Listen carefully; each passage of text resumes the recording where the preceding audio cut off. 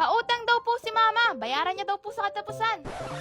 Naaalala niyo pa ba kung sinong nagkakautang sa inyo o sinong inutangan niyo? Aling Lena! Aling Lena! Ano yun? May toyo po kayo? Meron! Yung nasa bote po? Meron, 21. Pautang daw po si Mama. Bayaran niya daw po sa katapusan. Ay, naku, utang na naman. Iyan din sinabi niyo nung isang buwan. Hindi niyo pa din bayad yung pansit canton. Ubus niyo na. Sige na po, Aling Lena. Wala na po kaming makain eh. Walang makain? Kawawa naman kayo. Ay, Wala na kayong makain? opo. Bakit yung story ng nanay mo kumakain kayo sa restaurant nung isang linggo, ha? May mga kilala din tayo na kapag hindi pinautang, sila pa yung galit. Sis Mars, napatawag ka. Sis Mars, kamusta? Uy, nakita ko sa post mo, gumala kayo ha.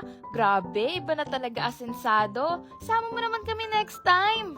Hindi naman. Birthday kasi ng anak ko. Pinag-ipunan talaga namin. Regalo namin sa kanya.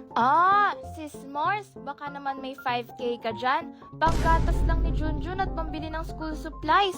Pasensya na Mars, nakabudget na pera namin eh. Sus! May panggala pero walang pera? Ayaw mo lang magpahiram eh. At nag-umpisa na nga ang World War III. Meron din naman na kapag siningil mo, hindi na aamin. Aling Marites! Aling Marites! Aling Marites! Yung utang niyo daw po kay Mama. Anong utang? Nabayadan ko na. Grabe kayo. Yung parcel niyo daw po na pinadeliver niyo sa bahay namin kasi wala kayo. Tapos COD. Kaya kami nagbayad na sabi niyo babayaran niyo pag uwi. Hoy, sabihin mo sa nanay mo, wag siya mambibintang ha. Masama yon. Masama daw po yun. Anong sabi ni Marites?